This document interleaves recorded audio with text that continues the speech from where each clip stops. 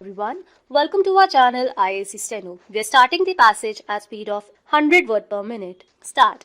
Madam Deputy Chairman, I rise to support the concept of a national housing policy, but I am afraid I cannot lend my wholehearted support to the policy as it has been framed. Madam Deputy Chairman, housing is an issue which should not be looked upon from a partisan angle, and I want to make it very clear right in the beginning. I will try and it will be my effort not to introduce any politics into this question. I want members of both the sides to rise above petty partisan considerations and discuss this fundamental question, these basic issues in the spirit in which this House should discuss it. Having said this, Madam, I would like to state in the beginning that I am extremely disappointed by the manner in which this document has been drafted and presented to this House. I must confess to this disappointment truly and genuinely. This is an effort on the part of the government to involve a national housing policy, and it is not a shelter policy. There is wide difference between shelter and this is something which has to be clearly understood. Housing constitutes a physical matrix in which human interaction occurs. The house that people live in touch upon almost every facet of their life and of the society as a whole. Housing, therefore, is not only a social or an economic issue, but it is also a major sociological factor which determine the kind of society that we want to build up and the quality of life of the people who live in that society, who are members of that society. Therefore, Madam, the first point that I would like to make is that when we are discussing the housing policy,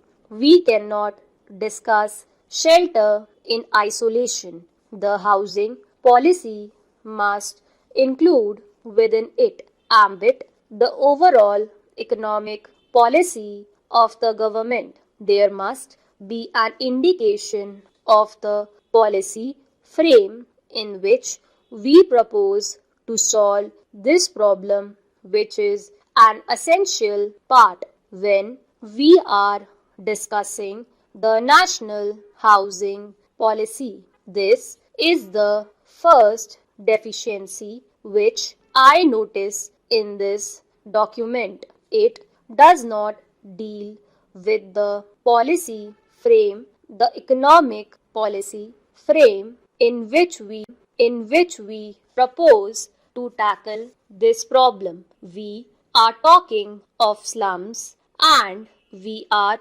talking of the pressure on housing or the lack of it in the urban areas. Now we can talk about it without discussing the shift of population from the rural to the urban areas. Can we talk about it without discussing the kind of economic progress in which we are entering? I am sure that the Honorable Minister is aware of this position, that the Honorable members of this House are aware of this position, that in the last few years there has been a tremendous growth in the service sector of our economy.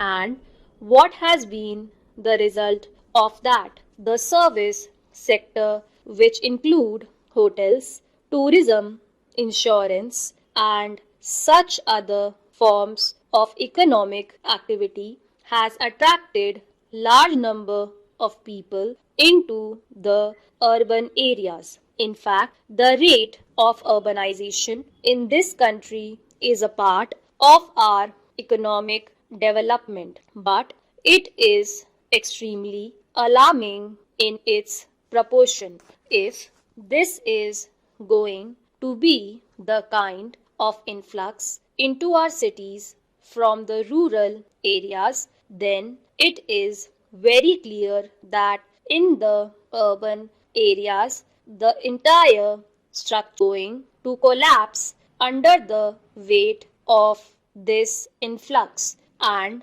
unless, therefore, we have a policy frame which reduces the drift from the rural areas into the urban areas, talking about housing either in the rural areas or in the urban areas does not have any meaning. As a result of that pull, a lot of people are coming into the cities, and on the other hand, there is a push effect in the rural areas because agriculture is lagging behind and unemployment is increasing in the village, and the people are bound to move into the cities. Therefore, madam, the first question which I would like to ask the minister is in what manner this policy envisages to curb this trend of movement of the rural people into the urban areas, because providing amenities to the urban areas, it is well known, is far more expensive than giving the amenities and the facilities in the rural areas. So, this is my first point. The second is that the policy does not define, Madam Deputy Chairman, the size of the problem either as it exists today or the size of the problem as it is to be in the future. The minister has just now claimed by mentioning various figures, achievements which the government has made. But I would like to say that so far in the last 40 years, the government is merely tinkering with the problem.